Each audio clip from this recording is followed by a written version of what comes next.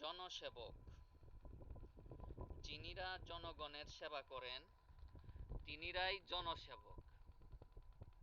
তবে জনসেবকের মধ্যেও কিছু পার্থক্য আছে।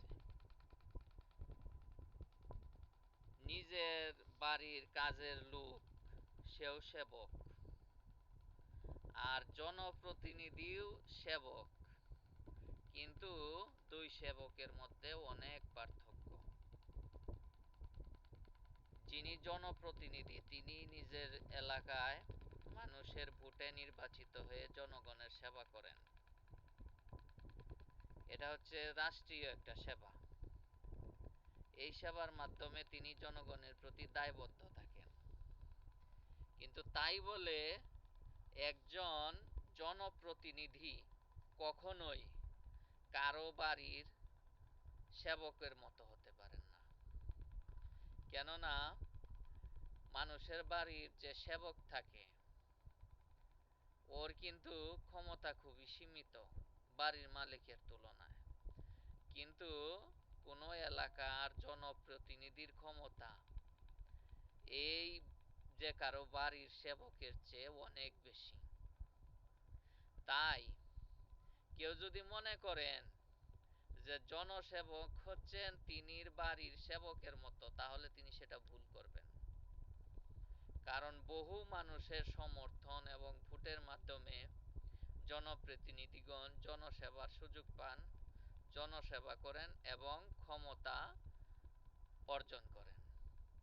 অতএব এই ধরনের মনে করা যে কোনো জনপ্রতিনিধি জনসেবা করে বলেই তিনি যে কারো বাড়ির সেবকের মতো হয়ে গিয়েছেন, এরকমটা মনে করা ঠিক না। অনেকে আবার মনে করতে পারেন যে সেবক তো সেবকই, তাহলে পার্থক্য থাকে কি? কারণ পার্থক্যটা হচ্ছে যিনি জনসেবক হয়েছেন জনপ্রতিনিধির মাধ্যমে তিনি কিন্তু অনেক টাকা খরচ করেছেন, অনেক জনসংযোগ করেছেন এবং প্রয়োজনীয় ক্ষমতা অর্জন করেছেন।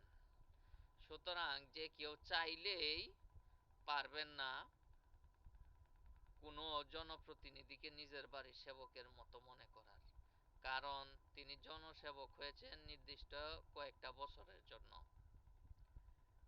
আর তিনি তো সেজন্য জনসেবা করছেন। আর সেজন্য তিনি কি কারো নিজের বাড়ির সেবকের মতো মনে করলে সেটা ভুল হবে।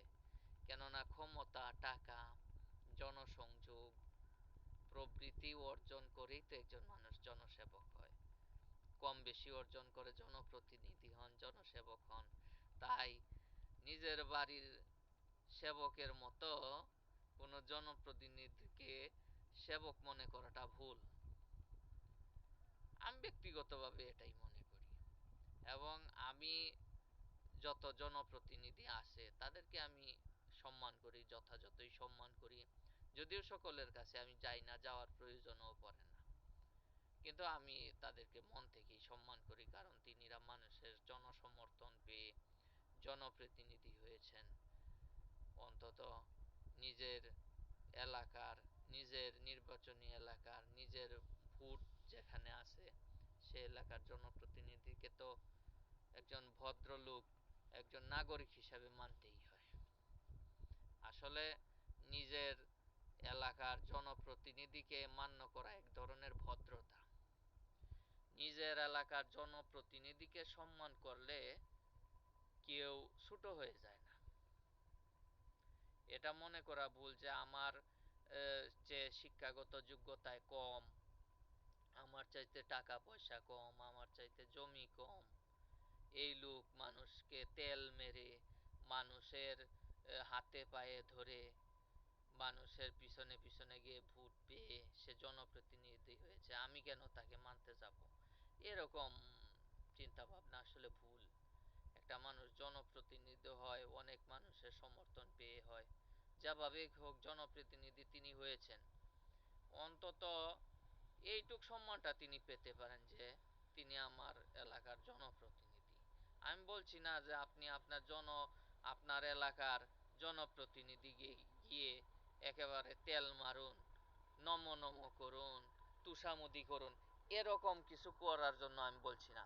কি বলছি যে অন্তত যে সম্মানটা তার প্রাপ্য, তাকে অন্তত আমরা সেই সম্মানটা যেন দিতে পারি। এটাই হচ্ছে একজন জনপ্রতিনিধির প্রতি একজন নাগরিকের একটা সুসম্পর্ক।